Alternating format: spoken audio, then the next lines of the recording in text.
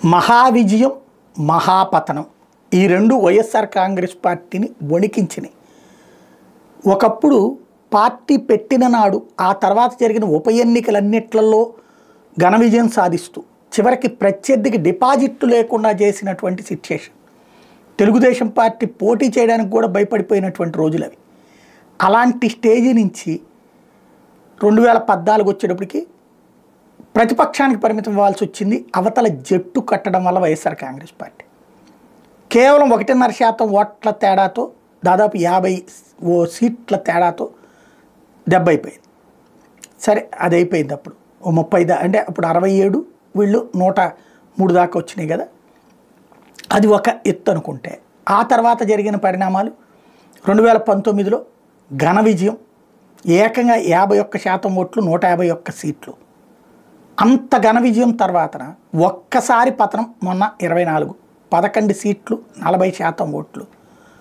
ఇక అయిపోయింది పార్టీ పని అని పదే పదే అధికార పక్షం చేస్తున్నటువంటి వ్యాఖ్యలు, అలాగే సొంత నాయకులు పరారి లేదా లొంగిపోవడం లేదా నిశ్శబ్దం అయిపోవడం. దీంతో ఇక మన పార్టీ పరిస్థితి ఏంటి అనుకుంటున్నటువంటి వాళ్ళకి జగన్కి జనాదరణ తగ్గలేదు. ఎక్కడికి పోయినా ఎగబడి వస్తున్నటువంటి జనం. ఇప్పుడు తెలుగుదేశం లాంటి వాళ్ళకి సంస్థాగత నిర్మాణం ఉంది.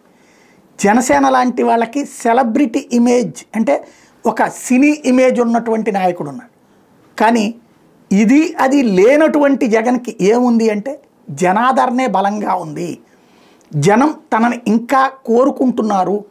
1,40,00,000 ఓట్లు వేసినటువంటి వాళ్ళు అతన్ని అండగా ఉండటం ఒక ఎత్తు అయితే, ఈ అధికార పక్షపు విమర్శలని పక్కన పెట్టి తోడు నిలుస్తున్నది ఒక ఎత్తు అయితే, క్రమంగా మళ్ళీ ఓట్లేసిన వాళ్ళల్లో కూడా మార్పు వస్తుంది. ఏ పేదలున్నటువంటి ప్రాంతాలలో కూడా వైసీపీ ఓడిపోయిందో అదే పేదలున్న ప్రాంతాలలో ఇప్పుడు కొత్త చర్చ వస్తూ ఉంది. ఇదే సందర్భంలో జగన్మోహన్ రెడ్డి జనం దగ్గరికి కేవలం 2 కార్యక్రమాలు, అటు వంశీ ఇటు మిర్చియాడ్, ఈ రెండిటికి జనం స్వచ్ఛందంగా తోలుకు రాకుండా ఏ బస్సులు పెట్టలా, ఏ ఆటోలు పెట్టలా, ఏ కార్లు పెట్టలేదు. అది పెడితే తీసుకొస్తుంటే ఈనాడు ఆంధ్రజ్యోతితో పాటుగా అర్రజన మీడియా పుంకాను కథనాలు రాసుండే. బట్ అదేవి లేకుండా వాళ్ళంతటా వాళ్ళు వచ్చేయడం అన్నటువంటి దాంతో ఒక ధైర్యం వచ్చింది. కాకపోతే ఈ ధైర్యం నిలకడగా ఉంటుందా లేదా కాలం డిసైడ్ చేయాలి.